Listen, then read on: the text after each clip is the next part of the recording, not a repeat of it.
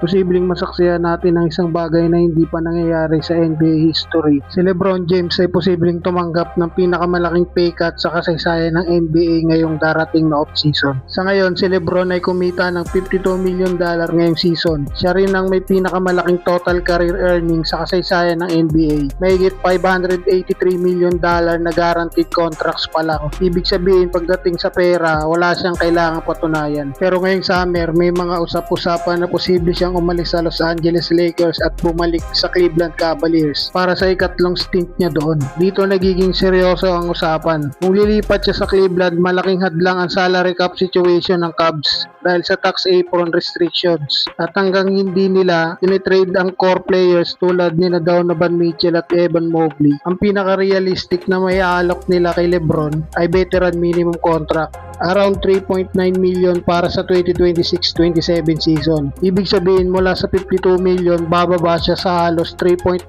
million. That's roughly a 48.7 million pay cut sa loob lang ng isang taon. Kung mangyari yun na ang magiging pinakamalaking pay cut sa buong NBA history. Para may kumpara, ang kasalukuyang may hawak ng record ay si Russell Westbrook. Mula 47.1 million noong 2022-23 season, bumaba siya sa 3.8 million noong sumunod na taon. Malaki yun, pero kung gagawin ni LeBron ang veteran minimum scenario, mas malaki pa ang magiging bawas niya. May iba pang halimbawa tulad ni na Blake Griffin na bumaba mula 32.4 million papuntang 2.9 million. At kahit si Kevin Love na bumaba mula 30.6 million papuntang 3.8 million. Pero kahit malalaki ang cuts na iyon, hindi pa rin aabot sa posibleng halos 49 million difference kay LeBron. Ngayon, hindi pa ito sigurado, hawak pa rin ng Lakers ang bird rights ni LeBron. Ibig sabihin, kaya nilang mag-offer ng minimum deal na nasa 58.1 million para sa 2026-27 kung pera lang ang pag-uusapan. Kayang-kaya siyang bayaran ng Lakers. Pero sa stage ng karir ni LeBron, legacy na ang mas mahalaga. Ilang taon na lang ba ang natitira sa kanya? Gusto ba niyang bumalik sa Cleveland para tapusin ang karir niya kung saan siya nagsimula? O mas pipiliin niyang manatili sa LA para sa stability, negosyo at komportableng sitwasyon? Mahalagang tandaan na si LeBron ay isa ng bilyonaryo dahil sa mga negosyo niya. Hindi na niya kailangang habulin ng pinakamalaking kontrata para lang masecure ang future niya. Kung sakaling tumanggap siya ng malaking pay cut, malinaw na ang goal niya ay championship contention o sentimental na dahilan, hindi pera. May isa pang senaryo, hindi naman kailangan veteran minimum agad. Kahit pumirma siya ng kontrata na nasa 9 million lang, technically siya pa rin ang may pinakamalaking pay cut sa NBA history. Kahit nga $20 million pa ang tanggapin niya, malamang nasa top 2 pa rin iyon sa biggest reductions ever. Kaya posible ba o posible talaga? Pero mangyayari ba yan? Yan ang mas malaking tanong. Kung magdidesisyon si LeBron na unahin ang winning situation o legacy move kaysa pera, pwede talaga niyang basagin ang record sa salary reduction. At kung mangyari yon, isa na namang historical moment ang madadagdag sa napakahabang listahan ng achievements niya. Pero this time, hindi dahil sa points o championship, kundi dahil sa sakripisyo sa sweldo. Sa dulo, hindi lang ito tungkol sa pera. Ito ay tungkol sa legacy, loyalty, at kung paano niya gusto tapusin ang kanyang NBA story.